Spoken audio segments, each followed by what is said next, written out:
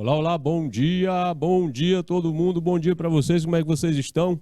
Sejam bem-vindos ao canal Educação para nossa aula de arte. Professor Adeildo aqui com vocês e a gente vai dar continuidade aos nossos estudos sobre o corpo na arte, a representação do corpo, as interferências, né, da cultura dentro do corpo como linguagem. Mas antes de começar, deixa eu falar para vocês que antes de ontem, né, dia 17, a gente estava vendo aí, né, comemorando o Dia do Patrimônio Histórico.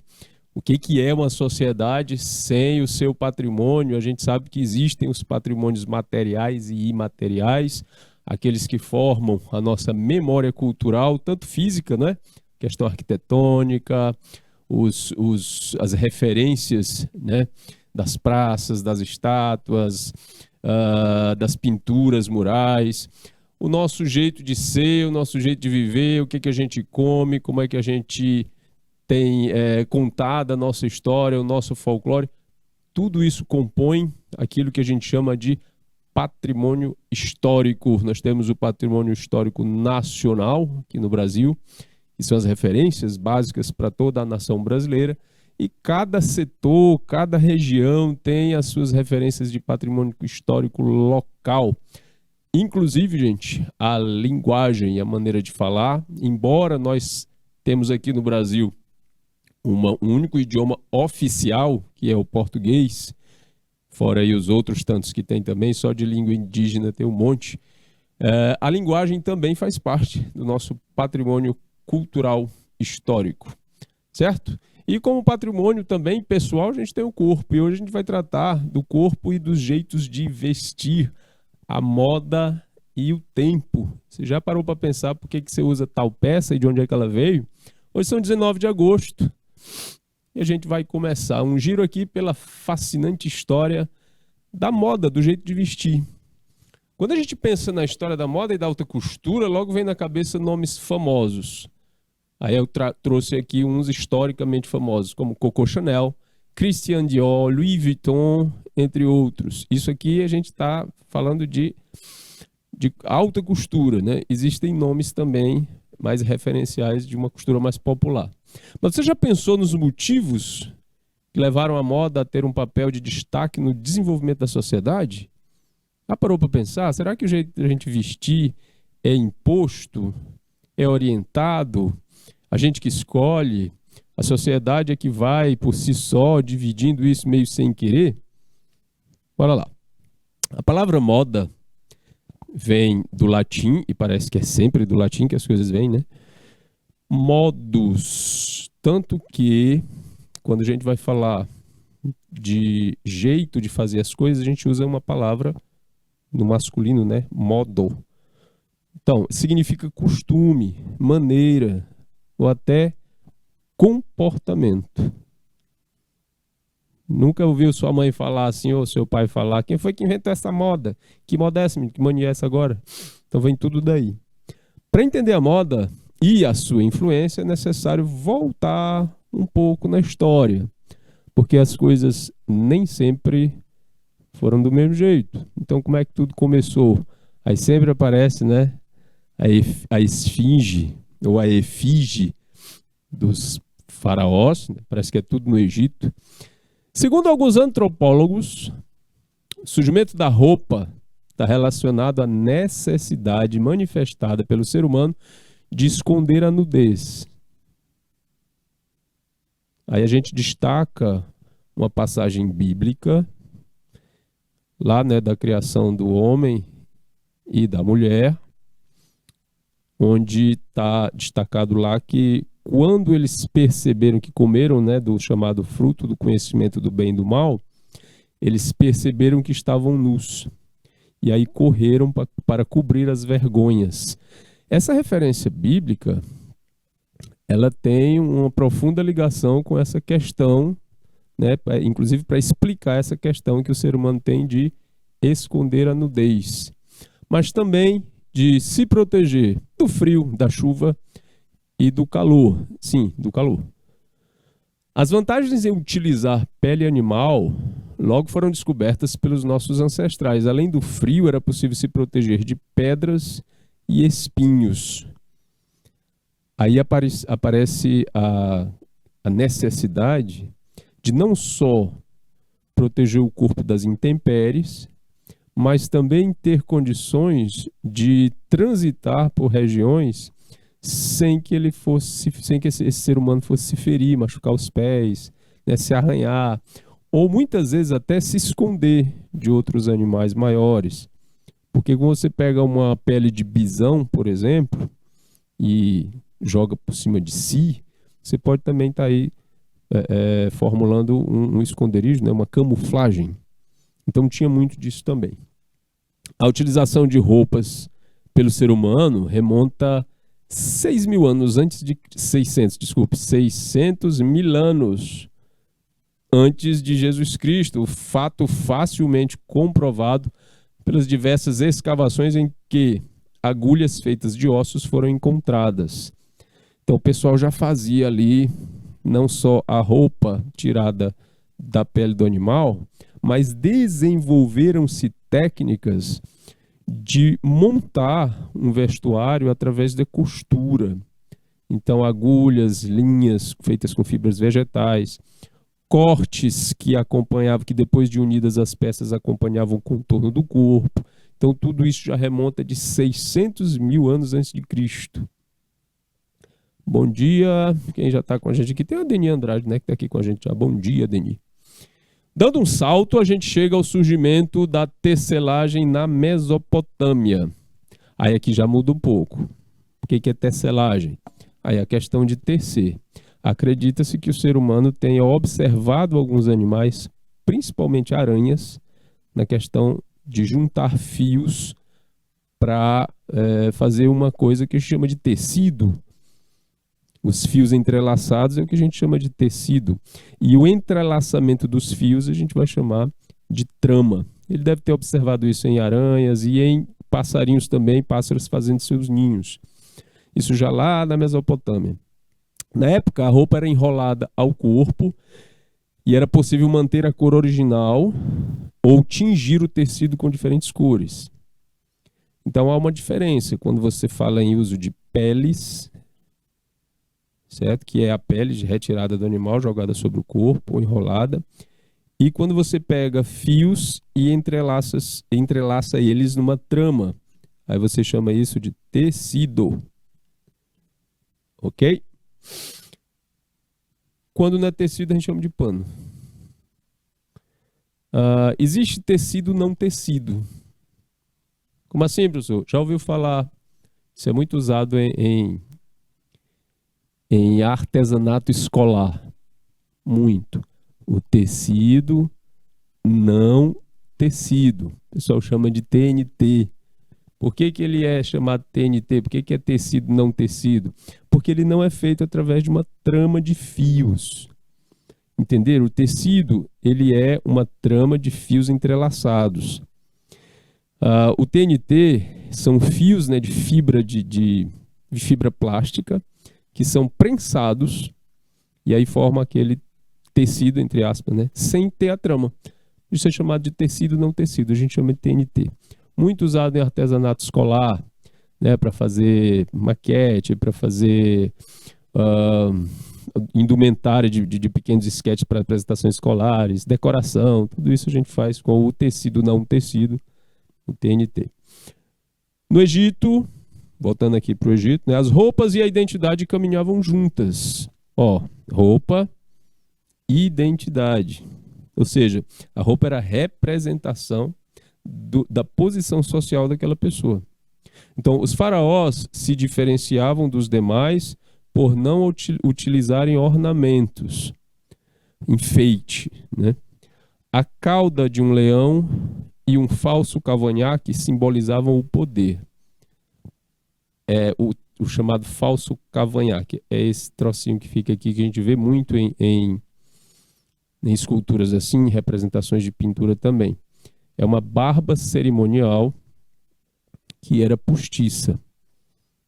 Era uma referência masculina, claro. Barba masculina. Mas houve uma faraona, sim, é assim que a gente fala, faraona, que ela para poder, como isso aqui era um símbolo de poder, certo? Então o cavanhaque simbolizava o poder.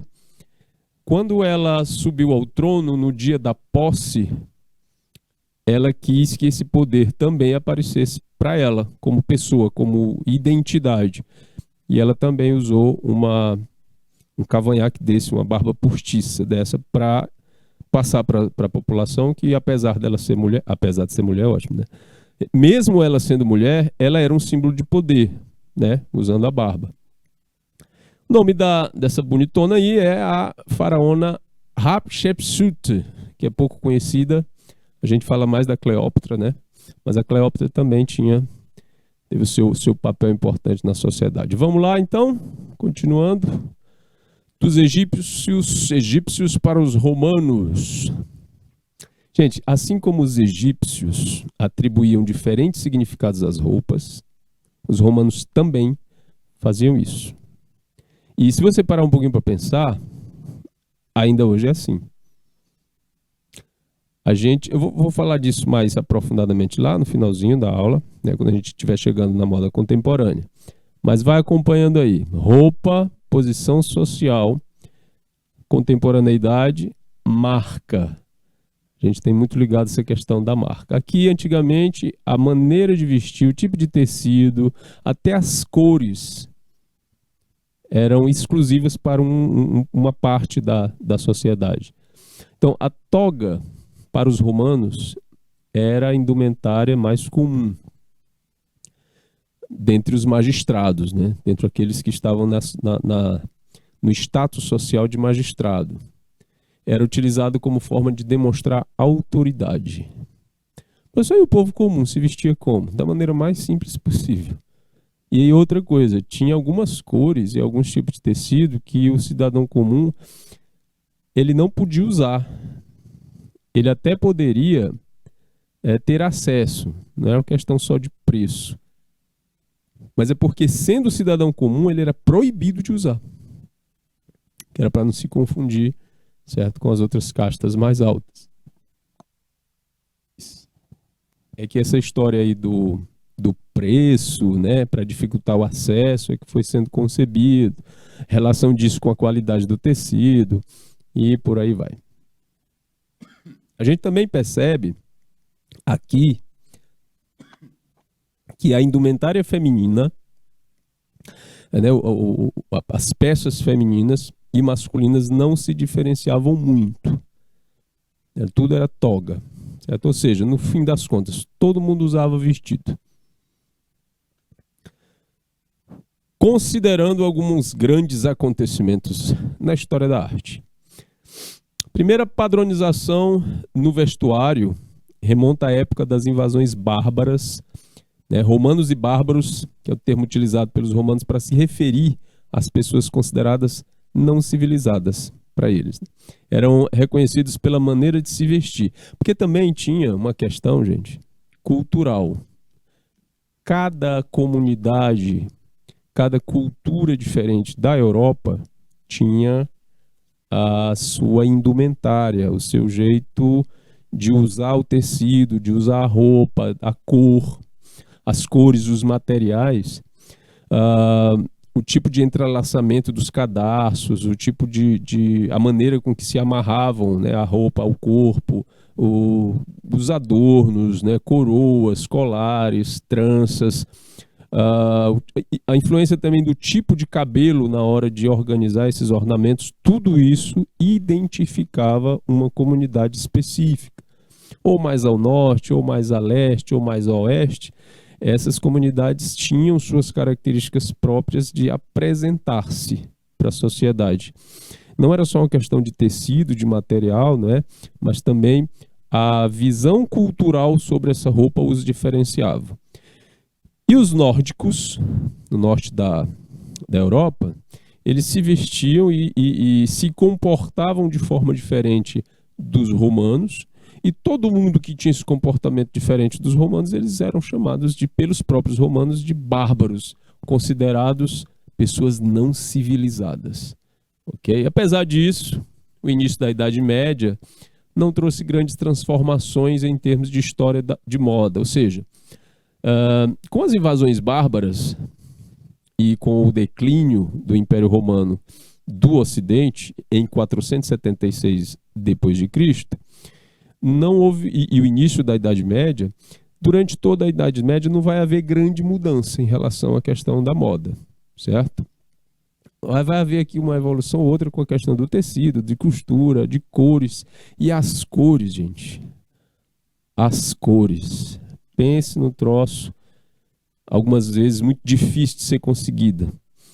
Porque tingir o tecido vai depender de pigmentos naturais, muito, né, naquele tempo. E algumas cores eram praticamente impossíveis de se conseguir. Na época romana, na época dos romanos, uma cor bem complicada de se conseguir era o roxo. Como é que eles faziam isso? Eles conseguiam através de um molusco chamado murex. O problema é que, para conseguir 1 grama desse pigmento retirado do murex, eles tinham que triturar 10.000 moluscos. Imagina aí, 10.000 pequenos moluscos para você conseguir 1 grama do pigmento roxo para tingir as roupas. Então, naquele tempo, quem tinha uma roupa ou uma peça de roupa tingida nesse pigmento roxo era muito rico. Ou estava muito próximo, ou participava, né, das grandes esferas de poder. Certo? O que aconteceu com o pobre do murex, desse molusco? Ele quase foi extinto por conta dessa prática. Ok? Bom, as condições adversas da época fizeram, as condições difíceis, fizeram com que a sobrevivência se tornasse a principal preocupação. As expedições para conquistar Jerusalém, isso é a Idade Média, e o contato com um estilo de vida mais refinado foram essenciais para o surgimento da nobreza. O padrão feminino ressaltava a silhueta da mulher. Em meados do século XIII, os calçados se destacaram na história da moda. As mulheres davam preferência aos sapatos que realçavam a delicadeza dos seus pés. Isso na Europa. Certo? Essa questão aqui de procurar ressaltar a delicadeza dos pés entre as mulheres através dos sapatos na Europa. Houveram casos na China em que a beleza feminina estava associada a pés muito pequenos. Então, o que acontece? Quando você tem um padrão que é ditado pela sociedade, tipo isso, por exemplo, a mulher bonita é só que tem o pé bem pequenininho. Isso na China, nessa época aqui, era muito, muito difundido. Leva o quê? As pessoas a procurarem seguir esse padrão. Então, muitas mulheres na China usavam sapatos diminutos, apertando e muitas vezes atrofiando os pés para parecer bonita, porque o pé pequeno era considerado um pé bonito, né? Era um padrão de beleza feminina. Entre outras coisas, a cintura, por exemplo, a silhueta que fala, ressaltava a silhueta da mulher. O formato de violão, né, de viola, ou a cintura mais fina, também foi um problema para as pessoas nessa época e logo depois também, porque peças que apertavam a parte da cintura foram inventadas e quanto mais apertada, mais fina, melhor para o visual. Mas muitas mulheres sofriam com isso aqui. Na época vitoriana, por exemplo, algumas mulheres tinham que quebrar, elas quebravam as costelas para poder conseguir entrar dentro dos espartilhos e parecer com a cintura mais fina. Eita nós! A diferenciação entre roupas femininas e masculinas na história da moda teve início em meados do século XIV. Olha só que interessante. Diferenciação entre roupa feminina e roupa masculina. Só no século XIV. A gente começou a falar de pré-história, passou pelo Egito, Roma, época que antes da Idade Média, toda a Idade Média durou durou quase 1000 anos. Né? De 476 a 1453, quase 1000 anos. E ainda assim, roupa masculina e feminina não tinha grande diferença. Só no século XIV é que essa diferenciação realmente se estabeleceu. Vestidos eram peças utilizadas apenas por mulheres, acadêmicos e membros da igreja. Os acadêmicos, aqueles das universidades e dos cursos, né, de preparação acadêmica. No geral, era universidade. Ainda não existia essa coisa da escola institucional, né, para crianças, jovens adultos. A pessoa entrava, queria se preparar academicamente, tinha as universidades. E membros da igreja. Já a calça apertada se restringia apenas aos homens. Vamos ver isso em figura. Daqui a pouco aparecem umas figuras para nos orientar. Olha aqui. Aqui já é Idade Média, depois da Idade Média. Né? Parece que não é bem uma calça, mas uma peça que protege as pernas até o joelho e do joelho para baixo uma espécie de meia, né? Com uma sapatilha. Aqui a mulher com um vestido. E aqui referências, várias referências de cabelo, né? E ornamento, fazendo aí construindo a imagem das pessoas. Isso foi o Renascimento, logo depois da Idade Média. A Renascença se destaca na história da moda por representar um período em que homens e mulheres se preocupavam em evidenciar certas características dos seus corpos. Os homens usavam roupas que deixavam seus ombros visivelmente mais largos e as mulheres buscavam uma forma semelhante ao do violão. O interesse das mulheres por suas cinturas foi essencial para o surgimento do corpete, o antecessor do conhecido espartilho. Gente, para muitas mulheres, o espartilho era um verdadeiro instrumento de tortura, porque muitas vezes a mulher ficava praticamente sem respirar dentro de um espartilho. Na era vitoriana, né, da Rainha Vitória, na Inglaterra, ele chegou a ser tão exagerado que muitas mulheres tinham cinturas bem finas mesmo, dava para você assim fechar as duas mãos na cintura e tocar os dedos na cintura da pobre da mulher. Então isso causava problemas de saúde, né, deformação do trato intestinal, né, do sistema digestivo e tudo mais, dilaceração de costelas e um monte de coisa. Isso aí o corpo tentando se adequar, né? Na sequência, a gente vai ter o rei do exagero, que é o Luís XIV, rei francês, rei extravagante, né?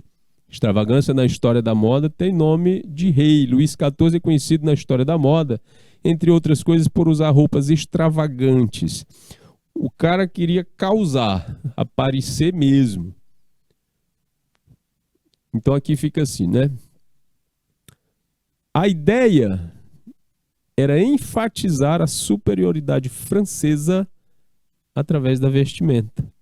Então essa suntuosidade toda, o exagero, essa coisa de querer aparecer através da vestimenta era para colocar os franceses como pessoas superiores no pensamento de se vestir. Durante o reinado de Luís XV, as armações responsáveis por dar volume às saias das mulheres francesas assumiram um volume grandioso.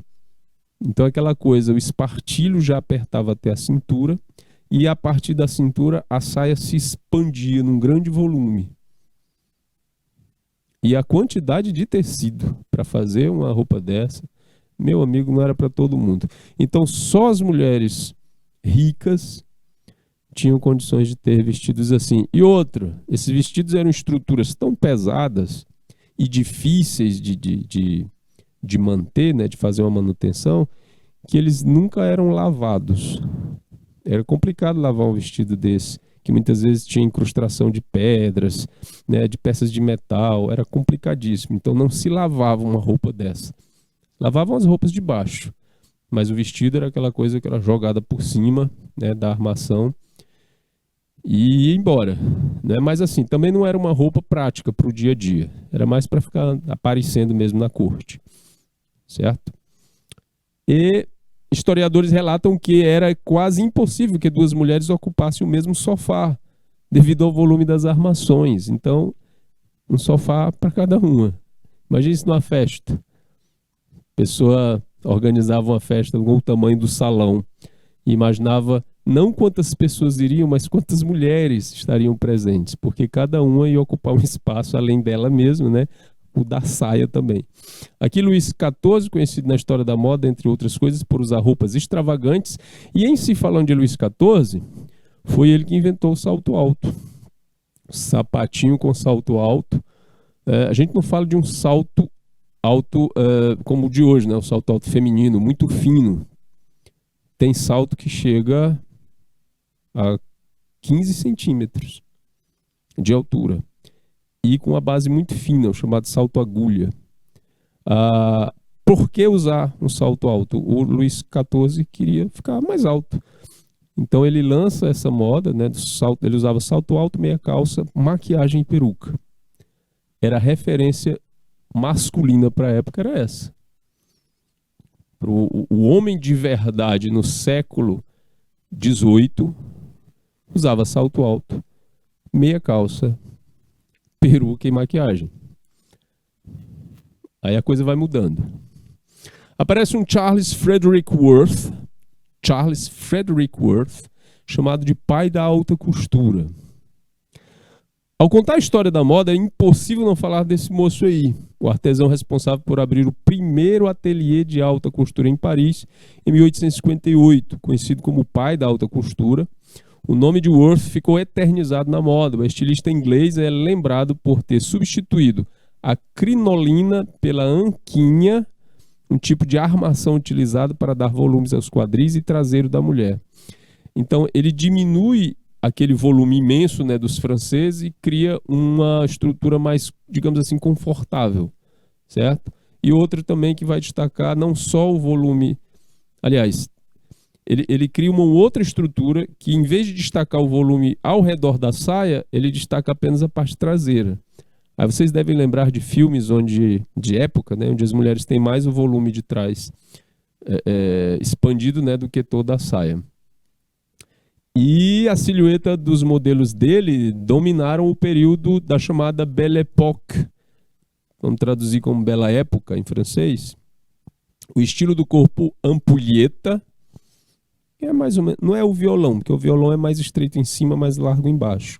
A ampulheta é igual, a mesma largura, vai afinando e a largura embaixo. É meio isso. Eita, desenhozinho, bem. Complicado, porque para conseguir essa estreiteza na cintura, aí o espartilho vai trabalhar mais ainda. É mais ou menos o que a gente chama aqui de época vitoriana. Então o estilo do corpo ampulheta com volume nos quadris e ombros e cintura fina dominou a época, chamada Belle Époque. Mais uma vez, a gente está falando de uma moda que vai atingir as camadas superiores em termo financeiro, né, da sociedade. Esses padrões, né, o pessoal pobre nem sonhava com isso, vestia o que dava de vestir.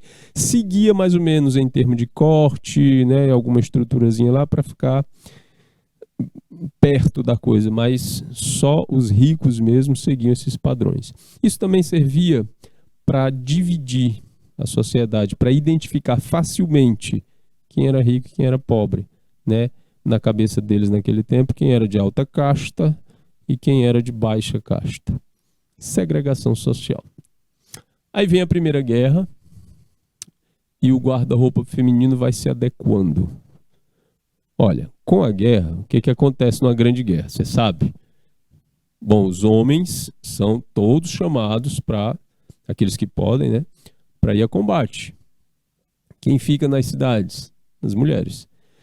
Então, o papel feminino, a partir da Primeira Guerra na sociedade, ele começa a mudar, porque principalmente na alta sociedade, a mulher era vista como uma peça de decoração e serviço.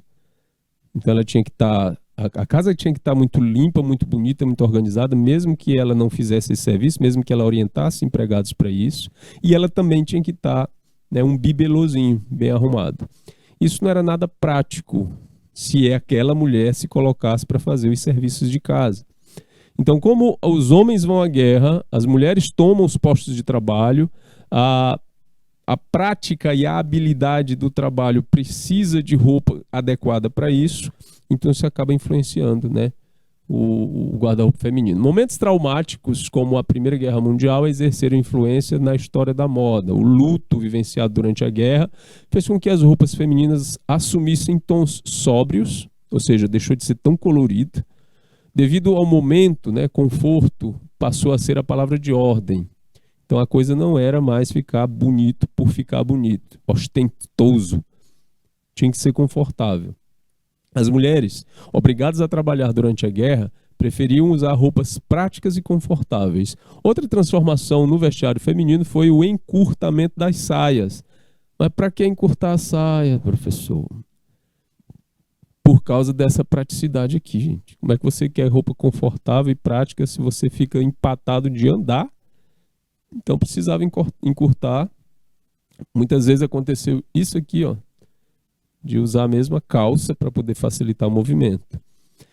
Então a falta de tecido para a confecção de roupa, por que faltava tecido? Porque todo o maquinário social foi direcionado para a guerra. Essa Primeira Guerra e essa Segunda Guerra exauriu a Europa. A Europa empobreceu assim vertiginosamente. Quem foi que ajudou? Um aliado que estava longe do campo de guerra e tinha grana para isso, os Estados Unidos. Então é na época da Primeira Guerra e logo depois da Segunda Guerra que os americanos vão enriquecer e se tornar potência, porque eles vão vender a sustentação da Europa. Ok? Então, esse tecido começa a faltar. O estilo, e vão reduzir o tamanho das saias também, né? Os chapéus, a falta de tecidos para a confecção de roupas exigiu que as saias fossem encurtadas até a altura dos tornozelos. Os chapéus, assim como as saias, reduziram de tamanho. Muitas vezes a gente pensa que a evolução da moda é por uma questão moral, né? Ah, as mulheres foram perdendo a vergonha e tal, foi subindo a roupa. Nada a ver. Questão mesmo econômica, de guerra. O estilo conhecido como cloché se popularizou. O formato do chapéu permitia que ele se ajustasse perfeitamente ao corte de cabelo mais curto, dominante na época. Muitas vezes não era nem o chapéu, era um torçozinho, né? Um pano amarrado na cabeça. E mãos à obra. E iam para frente e viver, né? Na história da moda, a gente escuta muito falar dessa moça aí chamada Chanel. Chanel e moda são praticamente sinônimos. E Chanel também é sinônimo de coisa chique, né? De coisa bem elaborada, de coisa cara. A importância dela para a história da moda. Essa aqui é a queridinha aí da alta costura, a francesa Coco Chanel. Quando falamos dos anos 1920, é impossível não mencionar o nome de Gabrielle Bonheur Chanel, a estilista símbolo da mulher moderna. A relação de Chanel ou Coco era um apelido, porque assim, em francês, quando você quer falar de uma coisa bonitinha, arrumadinha, perfeitinha, você usa alguns adjetivos. Se for uma mulher, você pode chamar ela de Coco, exatamente, para dizer que ela é mignon. Mignon também é francês, significa delicado, certo? Daí o nome filé mignon, porque é mais fino, mais delicado. Quando ela é uma mulher mais nova, esse nomezinho Coco vai para coquette. Ok? É uma mulher arrumada, bonitinha, com perfumes, com ornamentos, né? Bem ajeitadinha. E nova. Uma mulher jovem, coquette. Aqui no Brasil, no Nordeste, tem uma palavra, certo? Que ela não é usada muito hoje em dia. Cocota. Quando você usa cocota, você quer dizer que aquela mulher, ela quer ser sempre jovem, né? Quer ser sempre para frente, moderna, ok? Mesmo com a idade já com alguns dígitos a mais. Aí, porque fulana só quer ser cocota. Essa palavra cocota vem daqui, de coquette, que vem de cocô, que é um jeito carinhoso de se falar de alguém, de uma mulher, né, preocupado com a aparência. Então a relação da Chanel, ou Coco, como era conhecida pelos amigos, com a moda começa em 1910, ano em que trabalhava em uma loja de chapéus. Em pouco tempo, Chanel tornou-se dona de 2 lojas, onde vendia chapéus e roupas. O ícone endereço número 31 da Rue Chambon, da Maison Chanel em Paris, permanece nos dias atuais. Mas o que ela fez? Por que ela mudou tanto assim? A gente fala de Paris como um centro, né, efervescente de cultura, de produção artística, né, escultura, pintura, pensamento, literatura, filosofia, poesia e grandes revoluções culturais que, né, levaram o mundo todo para essas referências que a gente tem hoje. A moda não ia ficar de fora. Então, os grandes nomes se estabelecem em Paris. Mesmo com a Segunda Guerra, 1945 até 1940, aliás, 39 até 45, e depois disso, Paris continua sendo a referência de moda. Nova York vai pegar um pouco desse crédito para si também. Milão, na Itália, e o caçula do momento, né? A caçula do momento é São Paulo. A cidade de São Paulo também se torna referência. E aí a gente vai ter as semanas de moda de Milão, Nova York, Paris e São Paulo, as chamadas Fashion Week, semana de moda. Então tem a Fashion Week de São Paulo, né? A São Paulo Fashion Week, que também faz parte desse grande sistema nervoso de moda do mundo. Mas tudo começa em Paris. Então vamos lá, elegância e minimalismo. Mulher tinha que ter elegância e nada de exagero. É por isso que a Chanel se torna um nome, né, de grande valia dentro da moda, porque ela vai atrás daquela coisa, da beleza e praticidade. Quando as mulheres, depois da Segunda Guerra, aliás, depois da Primeira Guerra, Primeira Guerra, 1914 e 1918. Depois disso, quando elas se veem em situações em que elas precisam se sentir mais confortáveis e uma roupa prática para o dia a dia, elas vão meio que perdendo ali referências, porque roupa confortável e prática era para homem. Então ela vai fazer o quê? Se vestir igual um homem. Aí a Chanel traz essa ideia de elegância e minimalismo, né, que eram marcas registradas do seu estilo. O sucesso da estilista era tão grande que estima-se que em 1930 a sua grife tenha faturado a impressionante cifra de 130 milhões de francos. Essa era a moeda na França antes de entrar o euro, né? Em 1919, o Coco Chanel criou o Black Dress. Vai chamar em francês de Petit Noir. Um vestido preto, de crepe, com mangas compridas e justas. É esse que está aqui, na figura. O vestido preto, né? Black Dress. A ousadia da estilista se manifestou através da cor do vestido, já que na época o preto era pouco utilizado na alta costura por ser um tom associado ao luto. Atualmente o chamado pretinho básico é uma peça quase que indispensável no closet feminino. Em outubro de 1926, a Vogue americana descreveu o pretinho básico como o Ford da Chanel, acrescentando que o mundo inteiro vestiria a peça. A comparação feita pela Vogue se deve ao fato de que o vestido, assim como o modelo T da Ford, tinha um forte apelo comercial. A Vogue americana vai usar suas referências, né,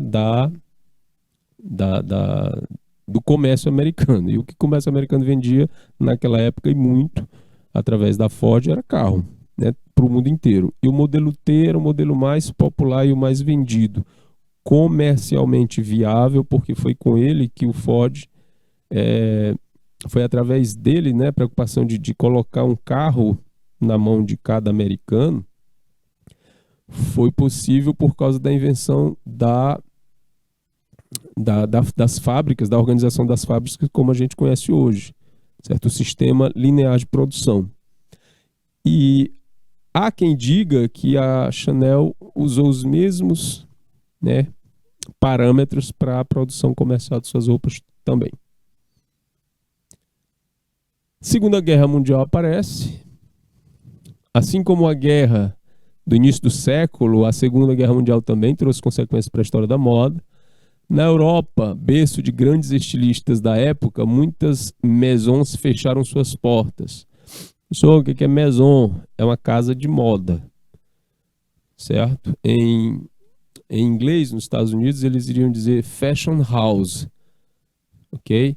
Em francês, casa de moda, maison. Mas qual é a tradução para maison? É casa mesmo, ok? Influenciando, então essas grandes maisons foram fechando. Influenciado pelos uniformes dos soldados, o vestuário feminino passou a contar com roupas e calçados mais sóbrios e pesados. Sóbrio, gente, é sempre aquilo que está ao contrário do alegre demais, colorido demais, inventivo demais. Ele é mais comportado, né? mais tênue, cores mais fechadas, coisas mais minimalistas, sem ser muito espalhafatoso, certo? É sóbrio. Como consequência da guerra, fibras sintéticas, rayon e viscose assumiram o lugar antes ocupado pelos tecidos mais refinados. O que isso causa? Um barateamento da peça, não da peça para o consumidor, mas para o produtor, certo? Para aquele que faz o tecido, porque na cadeia da evolução, da produção de roupa, você parte da indústria têxtil, que é aquela que produz o tecido, passando pela mão dos distribuidores, dos criadores, das casas de moda e da produção de roupas, né, as fábricas de roupas. Um material ele pode até ser mais barato, mas não essencialmente ele chegue mais barato para o consumidor. Então quem ganha com isso? Quem está lá na ponta de produção, certo? Então, da primeira máquina que revolucionou, que criou a revolução industrial, que foi a descaroçadora de algodão, e depois o tear a vapor, que depois evoluiu para o elétrico, a indústria de tecido só vai inovando. Aí depois da Segunda Guerra, vem as fibras sintéticas. Isso tira a necessidade de você ficar trabalhando o tempo todo com fibras vegetais ou animais, né? A seda, o algodão, tanto que hoje em dia as coisas em algodão elas são mais caras, né? Porque a fibra sintética é mais barata, enfim. O racionamento de tecido obrigou os estilistas a procurarem alternativas por conta disso. E aqui a gente tem dois exemplos, daqui do Instagram, da Silvia Brás, com esse visual militar que apareceu muito aí depois da Segunda Guerra. Outro nome grande é o senhor Christian Dior, que criou o império, né? Se destacou no pós-guerra, né? O estilista Christian Dior, dono do conhecido império de luxo. O lançamento da coleção Carole de 1947 marcou a história da moda. A coleção apresentou peças como a saia na altura do tornozelo, vestidos volumosos, saias rodadas, ombros à mostra e modelos com cintura definida. O grande destaque da coleção batizada pela editora da revista americana Harper's Bazaar, Carmel Snow, da New Look, foi o modelo Tailleur Bar, um casaquinho de seda acinturado com uma saia plissada preta na altura dos tornozelos, que vão compor nessa coleção. O principal objetivo do Dior era resgatar a elegância do vestuário feminino deixado de lado em tempos de guerra. O estilista é citado como o responsável pelo renascimento da Paris pós-guerra e por ter colocado a cidade novamente no centro da moda internacional. O estilo mais pomposo de Dior, que utilizava em suas criações tecidos extravagantes, contrastava com a elegância da simplicidade de Chanel, mas cada um se manteve dentro do seu quadrado, sem invadir a área do outro. Em 1957, o mundo da moda foi surpreendido com a morte do Christian Dior aos 52 anos. Na época, o jovem Yves Saint Laurent foi escolhido para assumir o cargo de diretor artístico da marca do Dior.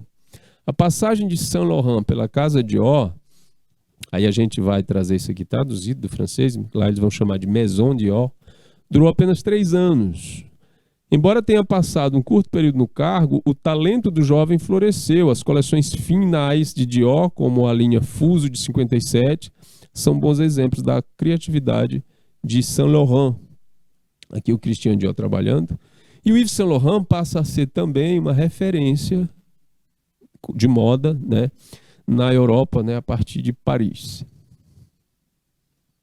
Vem os anos 60, vem o movimento hippie e a liberdade de expressão pessoal, através da roupa. Então, a quebra de padrões, liberdade de escolha da mulher são palavras-chave para entender a década de 60. A geração pós-guerra, ou a geração Baby Boomers, como é conhecida, utilizava a moda para demonstrar o seu estado de espírito. A ideia era se desprender dos padrões comportamentais e de estilo de décadas anteriores. Tudo que lembrava o autoritarismo dos anos de guerra era deixado de lado. E o estilo de Elvis Presley influenciou os jovens. Mas é claro que o Elvis Presley não acordou uma bela manhã e disse, vou me vestir desse jeito. Isso tudo é orientação de marketing, né, de marcas interessadas, de olho no futuro do mercado. E aí eles vão lançando essas referências para ir acompanhando também o novo comportamento das gerações. O rock and roll e os passos ousados do cantor norte-americano Elvis Presley marcaram a década. Quando imaginamos os anos 60, certamente pensamos em couro, jeans, topetes suntuosos e lambretas. Atores hollywoodianos como James Dean e Marlon Brando, tá aí os dois, eram referências de estilo. É impossível não lembrar também da influência dos Beatles para a moda. As roupas elegantes como calças de boca fina e jaquetas de gola, além do corte de cabelo, eram amplamente copiados pelos jovens. Então esse aqui era o visual buscado pelos jovens da década de 60. Deixa eu ver, 60... meu pai andou imitando esse povo aí. Vem os anos 70, década do glam rock, do estilo discoteca e do punk. O visual dos anos 70 foi inspirado no movimento hippie. Certo? Peças como vestidos, acessórios e calças boca de sino eram vistas com frequência. O visual hippie deu suas caras na moda no final dos anos 60 e predominou até 75. Aqui eu já tinha 3 anos. Influenciando a alta costura com acessórios como flores, túnicas e bordados. Tudo também influenciado, aliás, recebendo influência da moda indiana, né? Aquela coisa meio New Age. A cena musical também influenciou a história da década de 70. Aí a androginia, o punk e a discoteca foram alguns dos estilos vistos nas ruas. O caso do movimento punk é curioso, né? Apesar de se opor à sociedade de consumo, muitos estilistas se inspiraram em peças e acessórios utilizados por seus simpatizantes. Então, taxas, camisetas grafitadas, roupas pretas de couro, coturno e alfinetes deixaram de ser exclusividade dos punks. O movimento nasceu em Londres em 76 e tinha inicialmente como principais seguidores jovens desempregados e estudantes. A década de 70 também assistiu uma maior presença de estilistas de diversas nacionalidades no cenário da moda. Nomes como Calvin Klein, Jean Paul Gaultier, Claude Montana, Kenzo, Giorgio Armani, Ralph Lauren contribuíram para a internacionalização da moda. E se você identificou o nome desse pessoal como marca, é porque é isso mesmo, tá? Armani, Ralph Lauren, Gaultier, Montana, Kenzo, Calvin Klein. Calvin Klein principalmente do jeans e hoje em dia ele tem muito a questão das roupas íntimas masculinas. Olha o pessoal do punk aí. Era um movimento de contracultura que pregava também uma moda que chocasse as pessoas. E uma das principais características era o corte de cabelo moicano, raspado nas laterais e eriçado no centro, muitas vezes pintado com cores fortes. Essa era a moda social da década de 70, jovem, a moda jovem social, aquilo que você vestia para ir para uma festa, vestia para ir por um encontro casual, na casa de amigos. Era isso, calça boca de sino, sapato plataforma, motivos florais, xadrez. Olha essa composiçãozinha aqui. Gente, saíam na rua desse jeito as pessoas. Tudo meu pai é desse tempo. Anos 80, aí vem a minha geração. A década do exagero. De Madonna para cima ou para baixo? De Madonna para cima, a gente tem isso aqui. Tudo over. Maquiagem, cabelo, cores das roupas, né? Aqui um grupo musical muito famoso aqui no Brasil, naquela época, os Menudos. Aqui a gente tem a Madonna. Então era tudo... Exagero era a palavra. A palavra que melhor define os anos 80 certamente é a extravagância. Peças como ombreiras, sobreposições, vinil e diferentes cores e formas marcaram a década. Se os anos 60 foram influenciados pelos baby boomers, os Yuppies, né, Young Urban Professional, dominaram os anos 80. Esse povo aqui, os Yuppies, Young Urban Professional, dominaram os anos 80. Os ideais do movimento hippie, como a oposição ao consumo desenfreado, foram deixados de lado. Agora, consumir peças de grandes estilistas e marcas fazia a cabeça dos jovens. Aí a gente que não tinha dinheiro ficava só olhando, né? Ou imitando. Muitas costureiras, né, ajudaram muita gente a, pelo menos, ficar vestido parecido, né, com as roupas de grife daquele tempo. Tinha uma saia chamada balonê, que ela parecia um balãozinho assim, que era febre entre as meninas, principalmente depois que a Xuxa inventou de usar também. E por aí vai. A televisão era a grande difusora desse processo.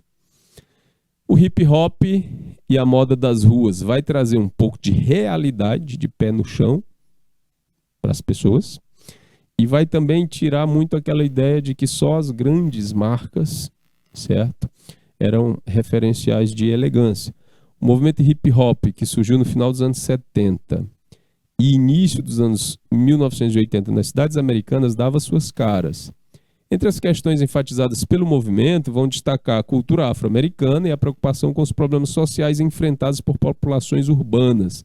Aí vem toda aquela história, né, que o hip hop carrega em si, que orienta as pessoas que vêm dos chamados guetos, a expressão artística, que vai envolver 3 grandes partes, que são a dança com o break, a arte com o grafite e a música com o rap, certo? Isso tudo forma o eixo central do movimento cultural chamado de hip hop. E todas essas questões sociais também, né, e urbanas. Como vários outros movimentos, o hip hop influenciou a história da moda. Roupas em tecido quente, popular na cultura africana, e cores como verde, preto, amarelo e verde também dominavam o vestuário de seus admiradores. Em 1989, surgiu a primeira empresa especializada em roupas da cultura hip hop. O responsável pela iniciativa foi Carl Kani, que inaugurou uma grife que leva o seu nome. O problema naquela época era a questão onde o hip hop acabava entrando em conflito com essa indumentária aqui, que aparece de 80, aí vai se fortalecendo até mais ou menos 88, 89, ela vai enfraquecendo. Aí ela vai peitar de frente esse estilo. Aí o estilo hip hop ganha ares de coisa marginalizada. Eu me lembro muito da minha mãe dizendo que eu não tinha que me vestir feito, abre aspas, maloqueiro. Chamava a gente assim se a gente se vestisse desse jeito. Então era um setor muito marginalizado da sociedade. Hoje, graças à cabeça aberta das pessoas, o estilo se apresenta dessa forma, não é?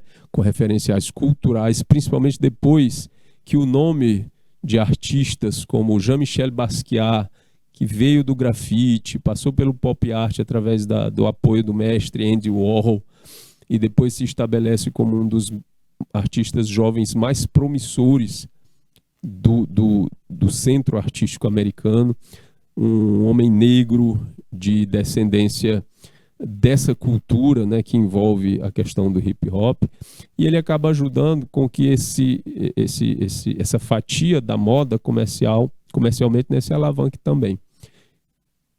E tire da chamada marginalidade essa maneira de se vestir, certo? Agora, para esse pessoal aqui, gente, uma palavra é forte: ostentação. Se não for para ostentar, não serve. Então, óculos de marca, bons materiais, cores fortes, tecidos bem elaborados e os ornamentos, cordões, colares, tudo muito chamativo, tudo muito dourado, muito brilhante. Se não for assim, não está no estilo. Beleza? E é isso. Aqui a garotinha, né, no estilo hip hop. Então a gente percebe que a moda se estabelece dentro das sociedades de uma forma em que ela é conduzida para a diferenciação de castas, vamos dizer assim, né, de camadas sociais, até hoje. E muitas vezes a gente vê, inclusive, como a Balenciaga, eu deveria ter colocado aqui uma imagem sobre isso, que vai buscar o contrário da questão da elegância. A gente viu aí, esses últimos meses, essa marca colocando roupas como se fosse de mendigo mesmo, né? De gente muito pobre, roupa estragada mesmo, acho que nem mendigo vai usar aquilo ali, como referência de elegância. Mas aí é outro patamar, né, da moda, coisa que a gente pode ver numa próxima aula. Então, gente, valeu, muito obrigado pela companhia de vocês. Essa foi a nossa aula sobre a história da moda. Até a próxima, então. Um grande abraço. Tchau.